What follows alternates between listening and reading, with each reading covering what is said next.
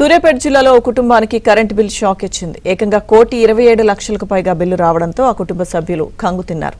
విషయాన్ని విద్యుత్ శాఖ అధికారుల దృష్టికి తీసుకువెళ్లడంతో బిల్లును సరిచేసి ₹110గా తేల్చారు.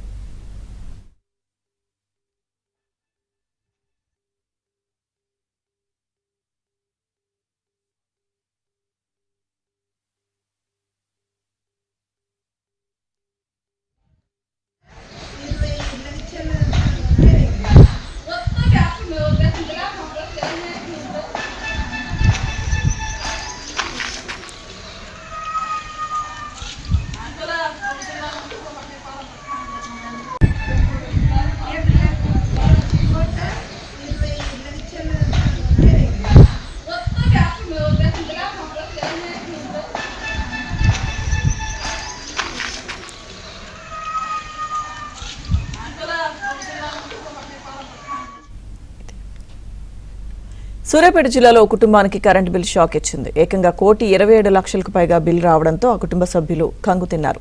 విషయాన్ని విద్యుత్ శాఖ అధికారుల దృష్టికి తీసుకువెళ్లడంతో బిల్లును సరిచేసి ₹110గా తేల్చారు.